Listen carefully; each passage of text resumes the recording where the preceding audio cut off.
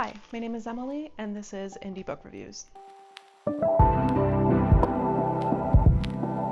It feels so good to be back. I'm very excited to start talking about books again, and today we're doing something a little bit different. I feel like it's good for Halloween week, even though it's not a horror. It is a sci-fi. I don't read sci-fi, so when I got this email from author M.E. Harker saying, I have a great sci-fi for people who don't usually read sci-fi, I was in. Like I said, on this channel, I really want to expand my horizons and read more than just what I usually would. So I'm glad that I found a nice, easy, fun sci-fi to read. That way I could share it with you in case that's your preferred genre. So today we are talking about Just One Command by M.E. Harker. Our main character is a quirky janitorial engineer on a spaceship, and we also have Ambassador Decian Tandor, whose life is on the line. They get off the ship, they make some friends, they come back to the ship. Spoiler-free reviews, I can't give you everything. Now, I usually rate each subcategory out of 5 to give it like a 5-star rating. I wanted to try something different today and rate everything out of 10. I feel like it gives more leeway. I think the 4-point whatever ratings that I'm giving are sort of redundant. I want each category to have more of a distinct rating. So I'm going to try it out of 10 today and then convert it to a 5-star rating at the end. Let me know what you prefer, or if there's another way that you think the rating system should go. But starting off, Just One Command with writing quality, I put it at an 8 out of 10. This is pitched as a book that is easy to read for non-sci-fi readers, and that is 100% true.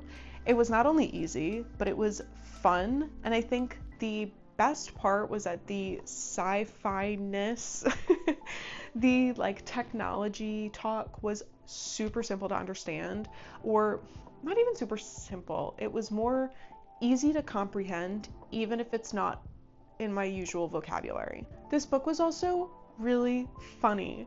The main character is hilarious. I love her interactions with other people, and we also have my favorite, Charles, who is a robot cube with a cape and a crown. Does he wear a crown? I don't know. If he doesn't, he should. But regardless, I give kudos to any author who can write comedy. Not that this is a comedy book, but who can make things funny and can make me laugh. It just adds so much depth to a book. And I will get into the complexity of this author's writing more in the plot section. There was a little bit of everything, and it was done at the perfect amounts. There were good moments of suspense, action. There were definitely moments where I was gasping, and while it does bleed into other categories, I think it's most important to put in writing quality because you have to have talent and or skill to be able to make a reader feel things so violently in a good way. And I also think a great show of this author's writing skill is imagery, to bring it back to elementary school imagery. The description specifically of settings was amazing. I think it was crucial, at least for my personal opinion of the book. I thought it added so much. As somebody who doesn't read sci-fi, I'm not really into space or spaceships. So having these awesome descriptors of the planets, of the spaceship that they're on, made it so much more intriguing to me to be in these worlds that I sort of have a pre-understanding of being more dreary or gray. Which is genre prejudice of me, I apologize, but I'm just giving an honest opinion. Moving on to plot, we have a 7.5 out of 10. Immediately, I was interested. I think it's the 3rd chapter that just, there's your plot, there's your conflict, that's what we're looking for in the story. Now, what I was talking about in the writing quality, about there being a little bit of everything, this story was funny, it had action, it had suspense, it was heartwarming, it had plot twists. There was a little bit of everything, and it was done right. It's done in a way that makes you so much more invested in the characters and in their situations. So to have a plot where the main character is hiding and I am on the edge of my seat well done. The ending was phenomenal. It was written really well. It had great tension and a good conclusion, not to mention dancing cube robots, which we'll talk about in creativity because chef's kiss. That stuff was so good. I loved that. Moving on to characters, because I have to talk about the robot, is a 10 out of 10. These characters were all unique in their own way, and they had one thing that I think makes super, super great characters, and I look for it in every story, and that is definable characteristics, where you can look at a character and name off, character traits that make them them, right? So the main character here, Casey, she is quirky, she is incredibly smart. Frazzled isn't really a describing word for a character trait, but I have to use it for her. Even the side characters have their own unique personalities that just, again, add so much more depth to a story and makes it so much more fun to read. And all of the characters have a role. They're specifically there for a reason. Nobody's there to just nobody's there just to be there. Also, just an honorable mention to the character Millie, who talks in third person.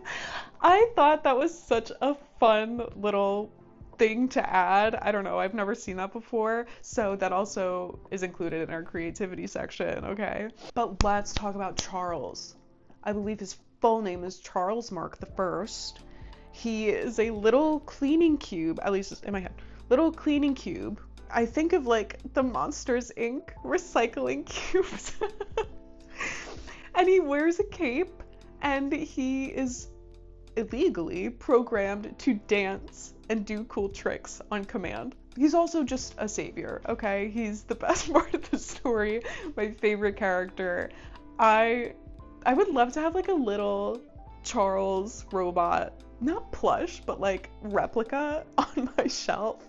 But to wrap up characters, the way that they all influence each other was really cool to see, and I haven't really noticed that a lot in other books, at least not enough where I am actively thinking about it, but each of these characters were thinking about how the other felt or how the other impacted them consistently, and I thought that was just a really cool thing that I'm not used to thinking about. I also just want to apologize if it's a little dark. Daylight is limited as we're moving into November. It's 5:30 and it's getting dark out. Now we can get into creativity, which I have at an 8.5 out of 10. We already talked about Charles. Charles is so cute. Never in my life have I haven't read any sci-fis, but never in my life have I seen a cute little robot best friend.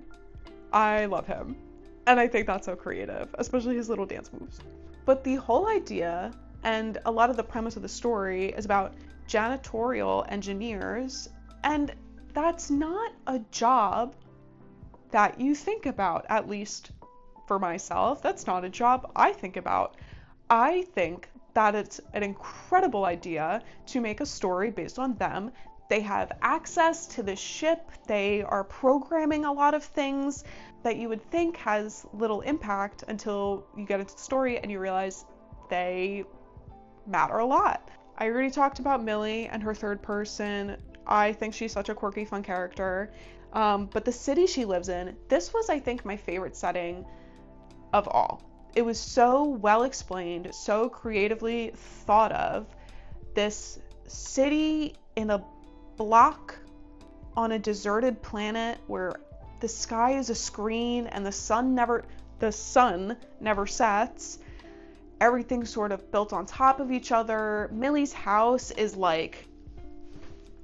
arm length wide, but super, super long, and it's a beach house. It was so well described. This is such a sign of something good in a book, is I could spend so much more time with it.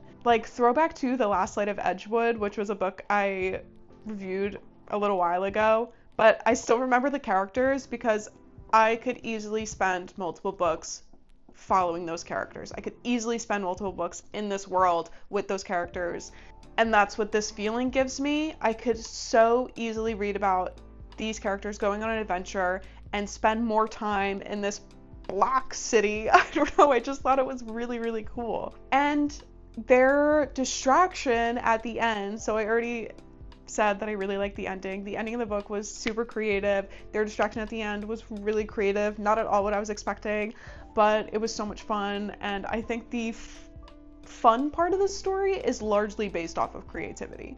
And my overall feeling was an 8 out of 10. It was simply enjoyable. I loved the characters. I'm a big character person, and I loved Charles Mark I. I gasped. I oohed and awed. I bit my nails. I was on the edge of my seat. It gave me all the feelings that a good book should. Obviously, I have to recommend Just One Command by Emmy Harker. If you like great settings and complex, unique, identifiable characteristics in characters, this book is really good for you. And even if you don't read sci-fi, but you kind of want to branch out a little bit, read this book. This book is good for anybody. It is good for everybody. And it was just really well done and really nicely polished as well. So you can get the book on Kindle Unlimited. That is where I read it. That is where I read most of my indie books. Not always, but most of the time. And of course, I will put all the links in the description below for Just One Command and Emmy Harker. Our final ratings. So let me know how you feel about having this rating system. But we have an 8.4 average out of 10, which would give it a 4.2 stars out of 5. I feel, it's so odd. I feel weird about having like such similar ratings for every single book that I read. I'm hoping that the out of 10 rating system will sort of like diversify it a little bit. My mission for this channel is to spread positivity, and I'm only posting good reviews. I'm only posting reviews for books that I have read and thoroughly enjoyed. So obviously they're all gonna have high ratings, but I don't know, that's kind of the point. I want it to be a library of books that I can personally recommend to you. Whatever, let me know what you think. I hope you have a wonderful weekend, few days, 2 weeks. I will see you again in 2 weeks. I have no idea what I'm going to be reviewing in 2 weeks. I've had this one in my pocket for like a month now, but it's going to be a mood read. Next one's going to be a mood read. We'll see how that goes. Thank you so much for watching. If you enjoyed this video, please like it. And if you want to hear about more indie books, subscribe, and I will give you another review every 2 weeks. Okay, keep reading. Bye.